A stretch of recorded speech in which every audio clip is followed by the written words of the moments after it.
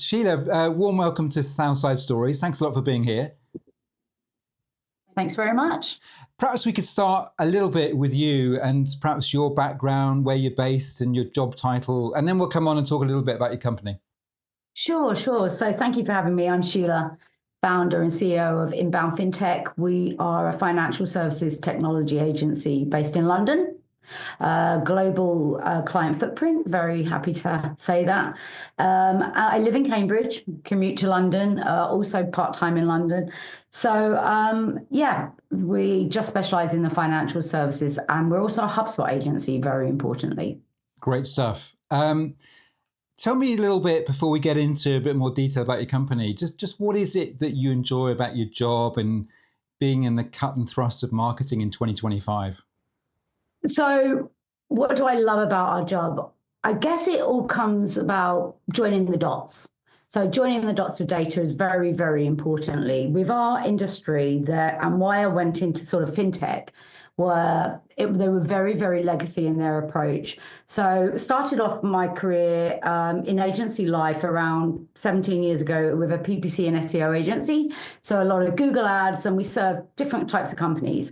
And then we started to get just lots of fintech companies who thought, well, we'll try and dabble into Google ads. It became very, very quickly apparent that they needed a completely different approach to their marketing and sales. They were very legacy. Their websites were brochure sites. They had no CRM. They had no clue where the leads were coming from, and they were whiz kids at Excel. So we thought, this is a really interesting sector. So did a lot of research and found out that there was very little to no dedicated agencies for financial services and fintech. I say financial services and fintech because they're very different.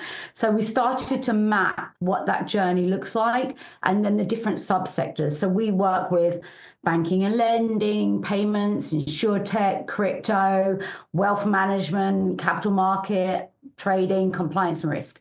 So all of them are very different, but they fall within the umbrella of FinServ and FinTech.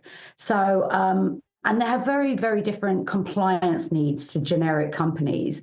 So we had to find a way of offering a service which met those compliance needs, kept them very much in the forefront of thought leadership, but also giving them one source of truth tech stack that we could start to report on and scale and look at optimization and so forth. Very exciting. Yeah, sounds it. And of course, London, great place to be, right, for the fintech category. You talked a little bit about differences between the client sort of segments there. Anything you could draw out? Maybe, I don't know, insurtech versus banking, or banking versus, crypto, I guess, would be very different. I guess a big sector for us is payments. And why? Because that kind of touches on e-commerce. So, and, faster payments, personalization and what people expect. So that was a really key area for us to dive into first and understand remittance and payments and faster payments and how it works with the payment sector. So payment processing clients, remittance clients, and how we serve. Very different, for example, core banking or private banking, which take a very more legacy offline approach. So we looked at what we could digitalize first, and payments and regtech and insurtech were more of the fintechs of this world, whereas we took the financial services, the core banking, the asset management companies, and it had to be a very different, more traditional and streamlined, but step-by-step approach to digital marketing. So taking them out and putting, digital transformation more so than fast-paced, campaign-based ROI. So very, very different. That's why I like to think of it as fintech and financial services. Okay, great. And is it B2B, B2C, or a mixture of both? The majority of the clients we work with are B2B. Some of the remittance clients are B2B2C. By nature of that, we're often working in areas where, the traditional style of even digital marketing, one-to-many does not work. So we have to do a very targeted account. We have to ensure that we're First of all, find the right audience, look at their total addressable market, their serviceable addressable market, and then find out where that audience is and who are the gatekeepers. So it really isn't about quantity, it's about quality, and it's about really understanding the audience. And is it, for example, some keywords that we look for our clients are so limited. For example, the search volume is so low, but the difficulty ranking isn't very hard. So we look at, okay, this is a low volume key search, but actually if we get in there with the right people and, the deal value is very high ticket item pricing. So it's really about understanding the audience. And just for people that may not be familiar, addressable audience versus serviceable audience. It'd be great to understand that. Yeah. Yeah, so total addressable market is, for example, the size of the pie. The serviceable addressable market is actually how many people in there are ready to buy. Show intent. So we look at intent analysis. Does this, you might say, oh, it's worth X amount of billion. Well, actually, the people who are actually looking for a service that you provide is actually this chunk. So we really try to bring our, particularly funded fintechs, they're often got some really big, high inflated valuation or tiny budgets, but really high expectations. So we like to we call it alignment, bring them back down to earth and say, well, actually, we've done a lot of work on total addressable and serviceable addressable and competitive analysis. You're not going to be the next Klarna, not right now.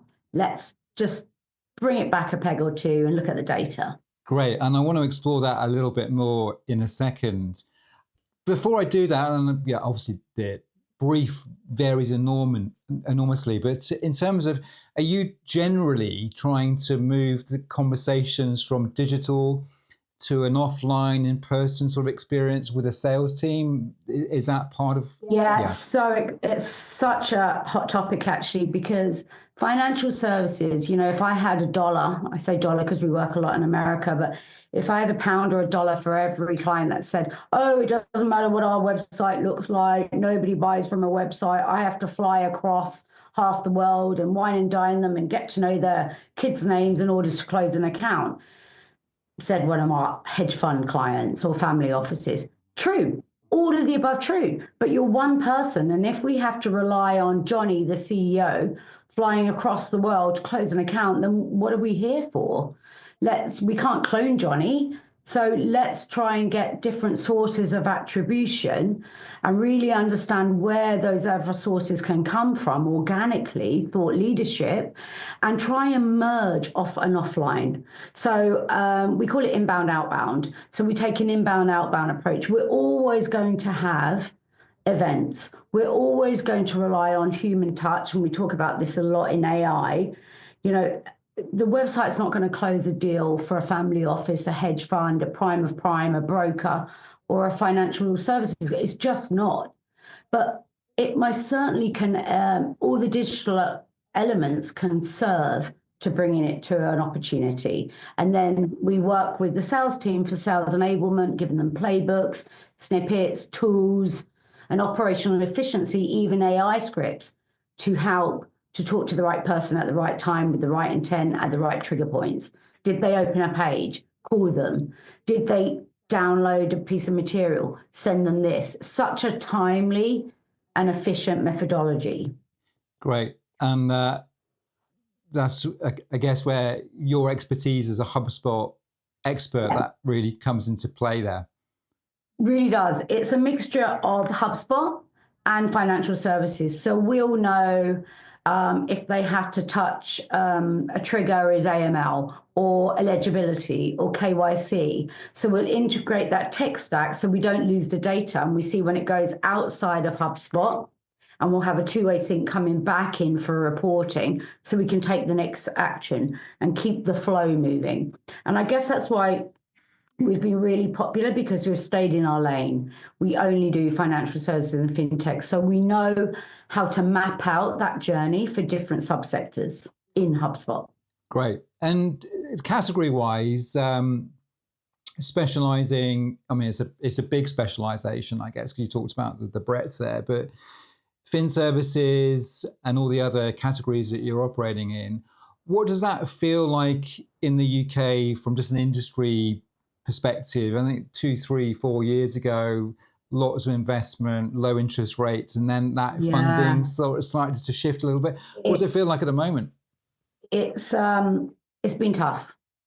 Yeah, we had this sort of boom where, whatever we touched turned to gold in 2022, 21, 22, and we were just growing like a weed, almost too fast. It was really hard to keep on top of it. There were so many funded startups. We were called Inbound FinTech. We had a track record. We had case studies. It was, one call close. I used to call it the one call close method. It's very different now. Funding has, it's starting to creep back up. We can see some real optimism, but it's lengthened sales cycles, more gatekeepers, more procurement, demo after demo after demo. When one was done, one is not done. It's one per department. Vendor selection has gone to all different levels. So we have to sell ourselves and we have to sell HubSpot.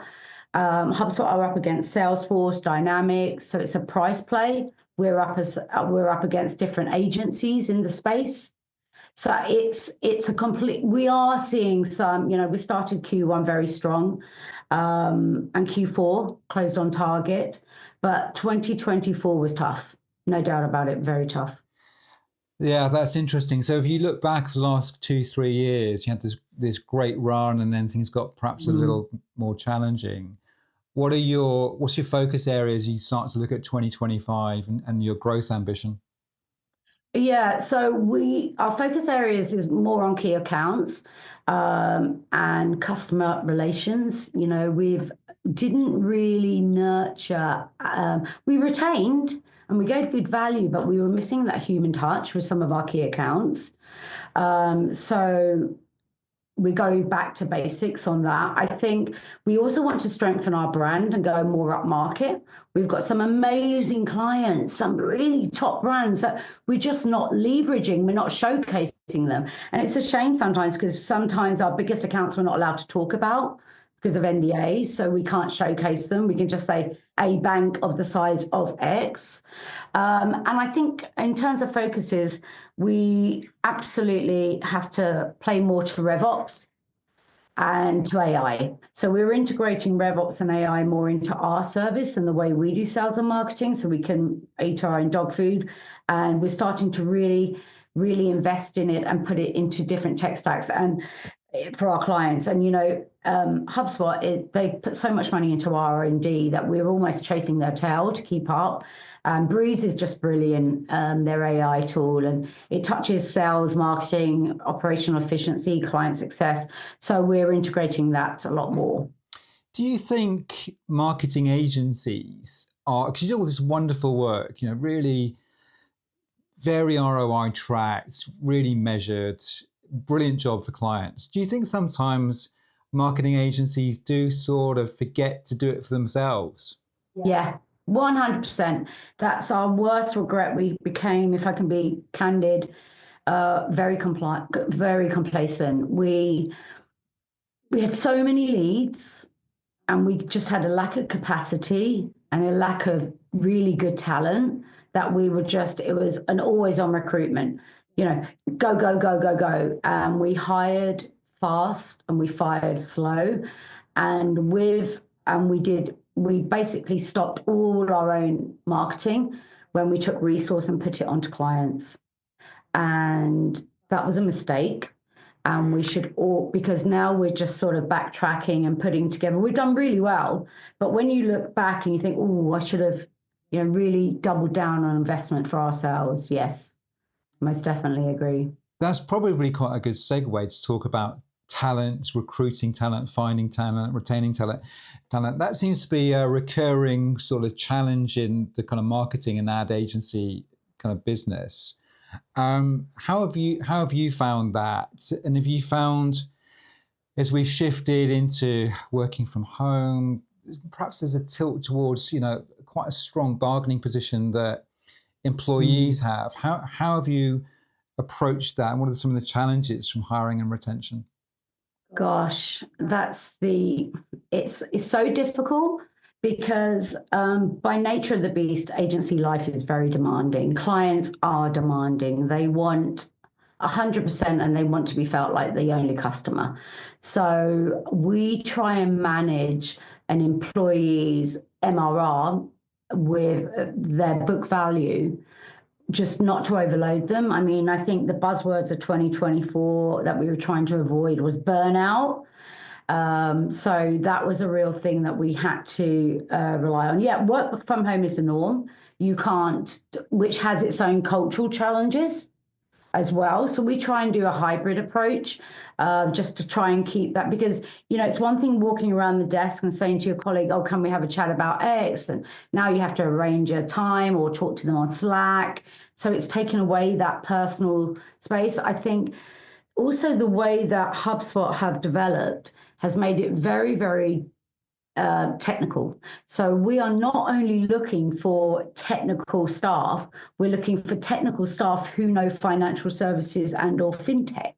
So finding a talent for us is very difficult. We also, when we have it, we have to then retain good talent. And salaries have skyrocketed, even outside the UK. Long gone are the days where you look at, getting a team in South Africa and they can be on EOR, so they can be employed, but they also demand UK rates because UK agencies are trying to poach them anyway.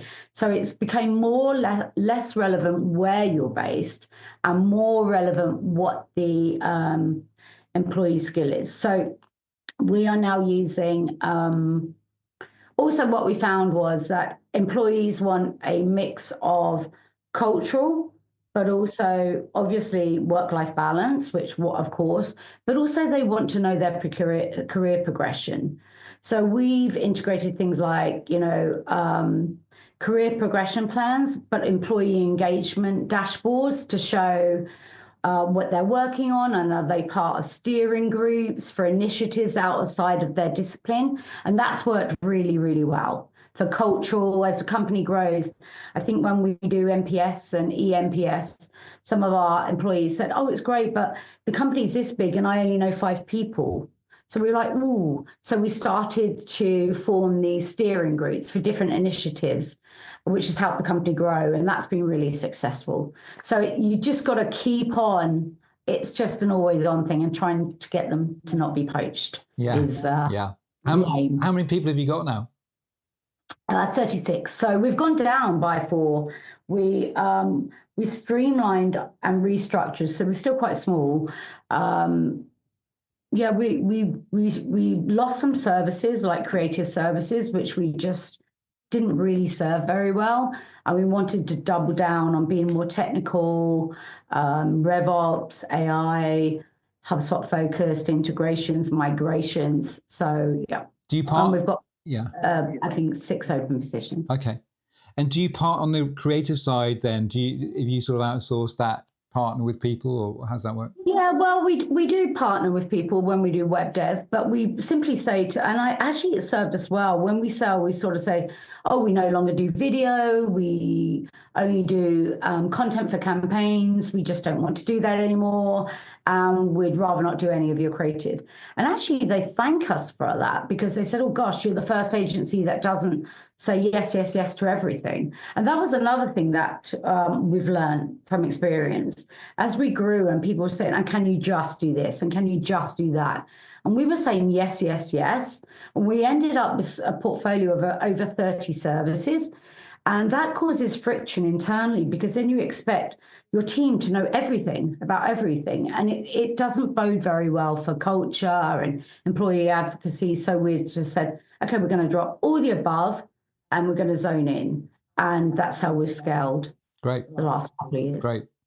Just going back to clients, I'm interested because not only HubSpot, but there's a raft of digital tools there that, the freelancer community have access to, and AI as well. You can do so much more as a freelancer now. And that would apply, I guess, to clients hiring or staffing internal resource.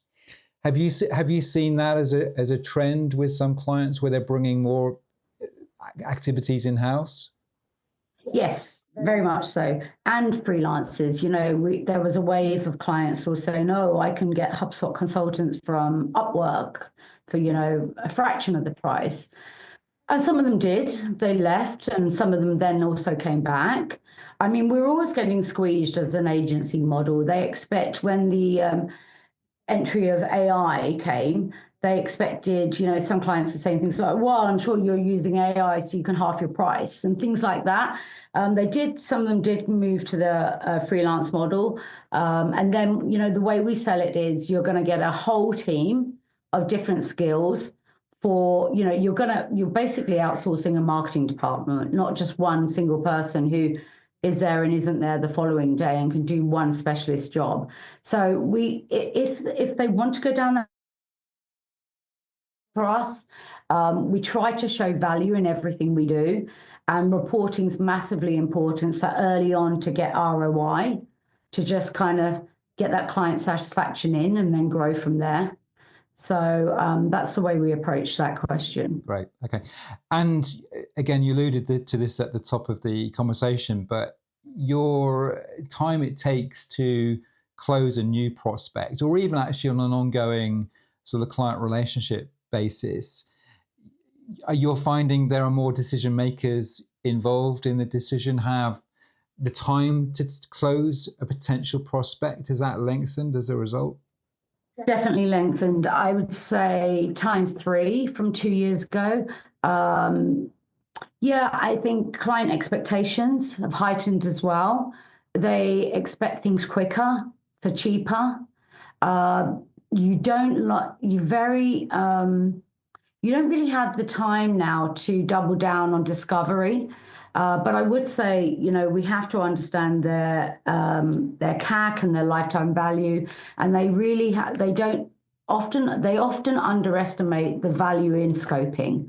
So it's our job as salespeople, and I still do quite a bit of the sales. I love it, to really explain to them what scoping is about and why it's really important. Sometimes clients come to us and say, "Hey, we've fallen out with our ad agency, or they're just not very good. We're ready to sign. We've looked at your case studies. Can you start tomorrow?"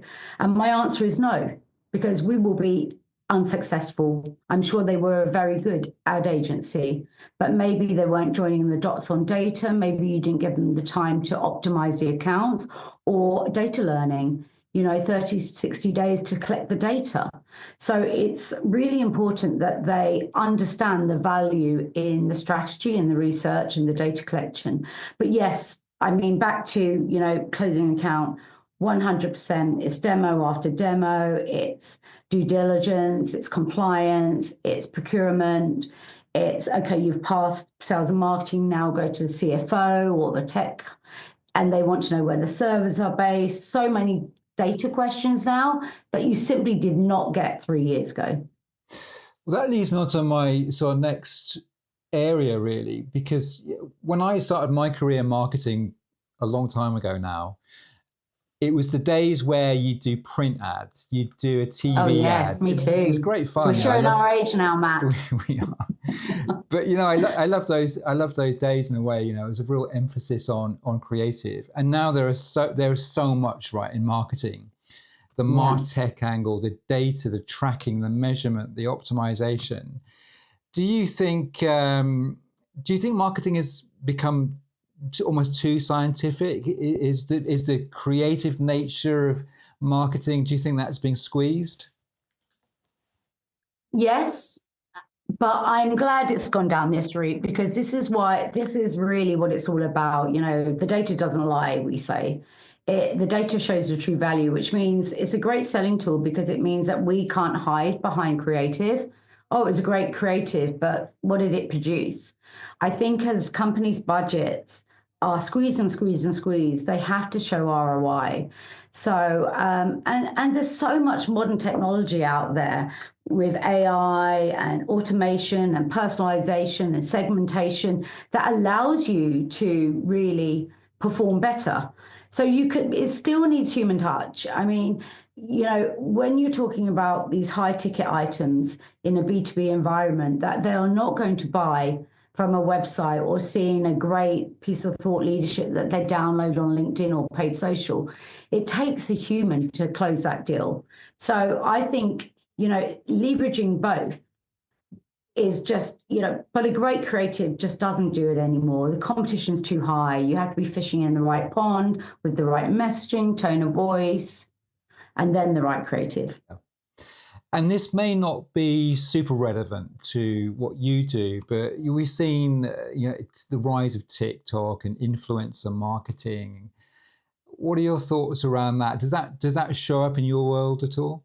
It doesn't. No. It doesn't. I mean, in the odd payment campaign, B2B2C, but some of our fintechs, they come to us and they say, "Oh, and we've got a budget for influencer marketing," and we're like, "Okay, well, that's." We try and say, well, okay, for that amount of X thousands of pounds or hundreds of thousands of pounds, putting some digital marketing at it, like some paid social, we can measure it better, we can forecast it better, we can predict it better, and we can use search intent, whereas we just don't know with influencer marketing. I mean, it's great. I would say sort of in payments, we have used influencers for multi-participant papers. So we'd get sort of on a faster payment. We did a payment campaign where we got 3 banks and a thought leadership in payments to come together, all about faster payments. And it was endorsed by our client. So that's how we've kind of bridged that gap.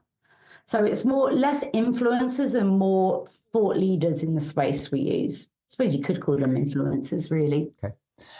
The role of technology in what you do as the CEO and the boss of a marketing agency, how do you find preserving net margin in your world? And the question is going to sort of the role of technology in running and operationalizing an agency. And I guess the ultimate question perhaps is, what do you think like an agency is going to look like in 2025 or a couple of years out from here? Far more streamlined. Well, so for us, how is it going to sort of develop? It's going to be, we're going to use more automation, far more automation, more Uber targeted personalization, segmentation to drive our accounts and our clients' accounts. So it's RevOps is a really big thing. How can we drive operational and revenue efficiency with everything that the client's got? So less, I've got a budget on events is here. I've got a budget on paid ads is here. Here is my budget for 5 marketing people. It's actually, how do you really integrate it all to work synergistically to get more revenue? So it really is always on operational efficiency, processing, business processing, education, understanding alignment on CAC, on LTV. You cannot leave a stone unturned now. You really can't. If you have one blind spot in the funnel, it's going to cost you dearly because the budgets are so squeezed. You really do. You have to approach it in an uber targeted, efficient, highly personalized way. And so it's sadly, it was so much more fun when it was SEO, PPC, and creative, because there was less expectations, less demands on showing reporting and KPIs than there is now. It was more on, did they like you? What was your rapport, comms? Did you show visibility? Like you say, back to our day of, there's an ad in a double page spread in the Times. Yay. Yeah. We've reached the goal. Yeah. Now the goals are very different. Yeah. The cost side of your P&L, do you think technology is going to help you on the cost base running an agency? Yes, definitely. Because it's, whilst we still need humans to run accounts, definitely, it's everything that we give them to take away that admin and drive. We've put so much resource and effort into technical people who can drive forward automation, dashboards, alignment internally, even going back to what I said earlier about the employee dashboards. That's all driven by AI. It's driven by automation. It's driven by data from different sources. So we need to, use everything in our tool stack to make our lives and our employees' lives easier so they can serve the customer. And we're just always on building our framework to have operational efficiency. And that's the only way we can keep the margin where it is. Okay. Not everybody's, particularly those people outside B2B, I think, get RevOps and what that is. Can you just describe and illuminate that for us a bit? Yeah, so revenue is basically aligning data, AI, automation, personalization, segmentation to really drive revenue in every single conversion point of the funnel. So you have to understand the complete customer life cycle in order to, what can you maximize in every single part of sales, marketing, customer service, to then drive revenue. So if there is, you've got a lot of leads at the top of the funnel, but then you find out that actually, X amount of percentage are only converting, then you have to really reverse engineer and see where can you operationally increase the efficiency of each part of the puzzle. So it's like a jigsaw. It's a fancy word for really understanding every single part of attribution modeling for each part of the departments and aligning them. It's really good work. Yeah, absolutely. And it's to drive commercial performance, yes. Critical, right? How does it work where maybe a client's got a very, complex decision-making unit, maybe a very long sales cycle, they've got their deal stages perhaps in HubSpot. How do you interface with that view? Do you generally get visibility of their pipe and where deals are on that stage? We absolutely do. Yeah. And we say if we can't, I always say this, you can take the horse to water, but you can't make it drink. If we don't have that full visibility of the life cycle stages of when it leaves HubSpot, might go into Salesforce to sales, might come back to HubSpot. And exactly, a sales cycle or sales motion can last 2 years.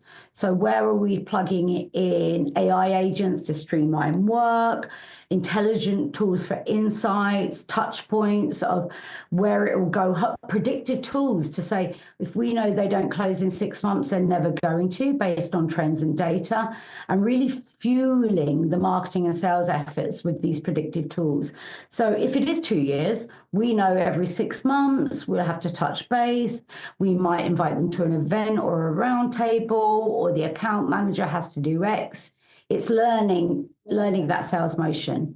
That sounds like, again, going back, a little bit, a couple of years perhaps, it used to be that marketing teams were the agency, you had the agency, the marketing team, and then somewhere else was the sales team.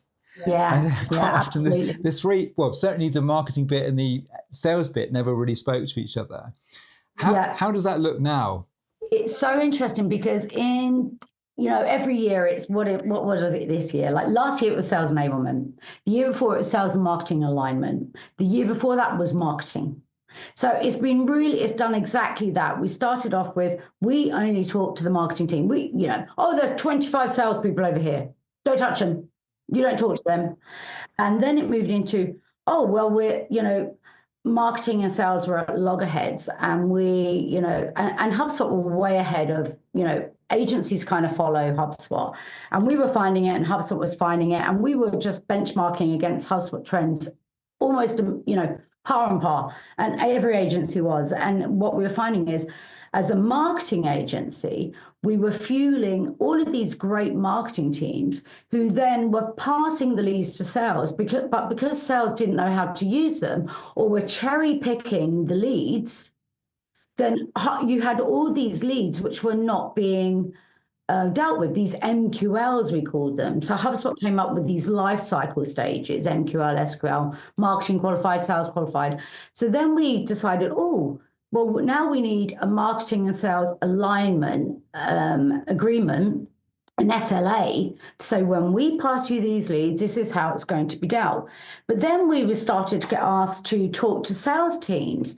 And at first, sales were like, keep away from me, you fancy creative agency. I want nothing to do with you. You're a waste of time. I just want to do, I've got my little black book and I'm going to sell however the way I sell. You're very stuck in their ways. But once they saw that you were actually there to help them and give them playbooks and snippets and automation and personalization and take away 30% of their admin time, they kind of started to listen. And so then last year, it was all about, because budgets were squeezed, it was all about, okay, we've invested in HubSpot. We've got a year contract with you guys. 100% agree with the marketing, but we have problems in closing deals. We need your help shifted. And so we started to do a lot of sales enablement, which I was, as a salesperson, I think an agency owner always starts from sales. You do every role in the agency.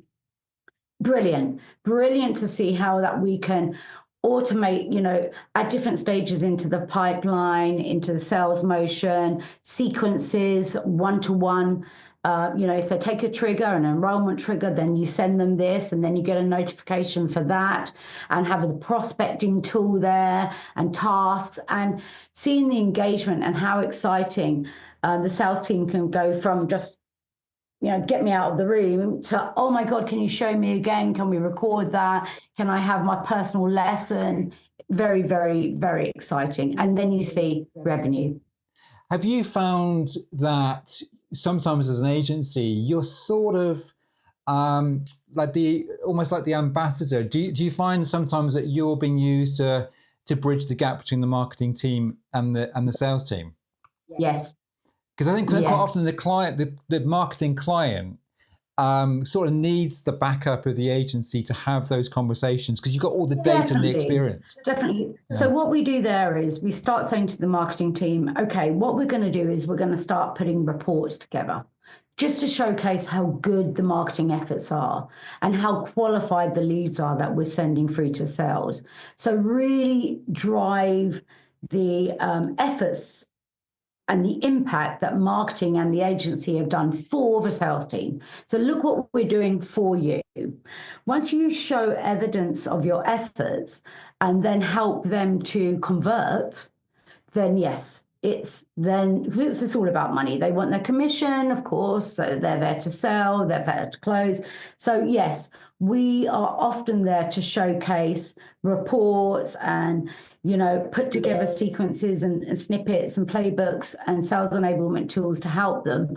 And you have to win them over. And yeah, it definitely has been a lot of that. Can you just come in and talk to them and educate them, put up dashboards for them? There's probably a nice side effect there, isn't there, as an agency? Because when the CFO is running his finger on the client side, is running his finger down the cost side of their P&L, if he knows that actually you're tightly bound in with the marketing team and the sales team, and then there's a very clear connection between marketing investment and sales ROI, that's hugely beneficial to you as an agency as well, isn't it? It absolutely is. And it's and it helps for us, transparent is, upsell projects. So sales enablement was a big upsell project last year. Can you just? Yes, we can, but now we want X to continue doing continuous improvement projects on websites and conversion, CRO projects. So yes, if we help the clients showcase and also attribution reporting. So something they've never done before is they'd have a line item in the P&L for webinars or online digital marketing, but they never had, I can safely say they never had joined the dots in the data to show the true value and the return on ad spend or ROI or multi-touch revenue attribution. Our clients used to have a first or a last touch approach. So they might hit an ad or gone to an event or seen a marketing email, then gone offline and gone direct to the company. So then it wasn't attributed back to agency efforts and or the event. or marketing effort. So we'd put multi-touch revenue attribution in place, show the different touch points and the value of even a piece of thought leadership, what it touches and how much it's worth. So yeah. Power of numbers. You've got an amazing grasp and view of numbers. Have you found that sometimes there's a gulf between your own focus and mastery and tracking around numbers with sometimes the financial mastery on the client side, particularly perhaps with newer clients that might be awash with VC money? I mean, maybe this is going back a few years now, but how have you found that there's sometimes quite a big gap between these two worlds of the client and your ability with numbers? Yes, very much so. So, and you've got to be really careful how you approach this, because often a client will come to you with numbers that's come from a finance department. Meet this revenue and here is your budget. And the budget's unqualified and they haven't taken their positioning into account in the marketplace. They may be a new entrant with very, very, very strong competitors. And so they haven't taken any of that into consideration. They haven't taken brand awareness into consideration. So we then say we understand if they know their CAC, their LTV, their CPA, and what their expectations are. So we really try to align on what their expectations are and how realistic they are. So we do competitive analysis, TAM and SAM analysis. We look at, what's worked for them in the past, where's the attribution come from. So it is all about, and we try to educate them. And if they are open to being educated and being sensible about realistic goals, then that we're willing to work with them. I was going to say that's probably almost in your world that's a real prerequisite, isn't it? That they have to want that ambition. Yeah. Yeah, because otherwise it's a false economy thinking, they've got these goals, but we know when they're not going to meet them, because it leads to dissatisfaction. And no matter what we do, if we don't reach that goal, I remember one of our clients, a business loans company, very big, multinational, international, in fact, and they had a cost per funded. They still have a CPF, and they need to get it under X amount of $1,000 for a big loaning company. And it doesn't matter what we do, the only figure they're interested in is the cost per funded. But they're not looking at all the massive efforts, and if a salesperson can't close, it's still down to the agency, because the finance department only care about this one KPI. So we try to educate them into, there is a multitude of KPIs that go towards this end goal. And it's an education piece. But you can get very stubborn CFOs who are very stuck in their way and legacy approached. And yeah, I guess that's divide to multiply, isn't it? It's taking that big metric and then, what are the triggers and drivers towards that big metric, and how do you measure along the way? And once you show that on a map, you tend to get some alignment. And alignment is critical for us as a starting point. Fantastic. Sheila, that's really great, fascinating view of B2B agency life in FinTech and financial services, InsurTech and crypto. Just out of interest, crypto, I mean, I remember coming back to London after being away for a while, maybe 5 years ago. There were crypto ads everywhere. On the tube, especially. What's the crypto market? I'm curious. What does that look like? Difficult. I mean, very vulnerable. I mean, I think XRP have just had a big win, but yeah, I think there was a massive boom where everybody was trying to get hold of Bitcoin and XRP and so on. But now it's really about blockchain, and I think blockchain is incredibly. It's so exciting because you can use the blockchain for anything, for supply chain, for medical. We've worked with blockchain for medical devices. So I think it's more about blockchain now and trading rather than just, getting hold of, and I think the education is and trading, So I think it's a very exciting space that's stabilizing. Good stuff. So change of tack as we just wrap up. I'm asking everybody this question. Oh, okay. Who's been a great influence on your business life? It could be like an amazing leader that you had back in the day, or a more recent mentor, or a piece of advice. What's one person or one bit of advice that stood you in really good stead? I'd say, yeah, advice is so interesting, because if I look at my different roles I've played in life and in this agency, as I started as a one-man band, I'd say, and I tell my clients this, if you're under, they come to us, everybody knows us, we're really well known, and I stand by this. I think if you're under $1 million in revenue, you don't exist and nobody knows about you. So we start by saying, guess what? What's your revenue? Oh, just shy of $1 million. Well, nobody knows about you. Well, I think that's true. From a sales perspective, I'd say a really good salesperson, sales channel account manager I had way back in the day of HubSpot. He just kept drumming in out of dollar, out of sight, out of mind, out of dollar. So if you don't, it takes 27 efforts to talk to one person to get a closed win. So, and as an owner, I'd say very much so to a fellow agency owner, don't chase the money, chase the problem. And what I mean by that is, if you solve the problem, you'll add value and the money will come in. Brilliant. That's three for the price of one there. I love out of sight, out of mind, out of dollar. That's fantastic. And don't chase the problem. Don't chase the money, chase the problem. Don't chase the money, chase the problem. If you chase the problem, you'll solve the problem and you'll add value and the money will come. And from our point of view, it's about not just chasing the EBITDA. It's really creating a brand that will bring in, back to don't chase the money, chase the problem, giving value. Brilliant. Okay, Sheila, that's a great way to finish. Thank you so much for your time today. Thank you, Matt. It's been really enjoyed it. That's went really fast. It did, didn't it? Yeah. Okay, super. Thanks so much, Sheila. Thank you, Matt. Have a great day. You too. Bye-bye.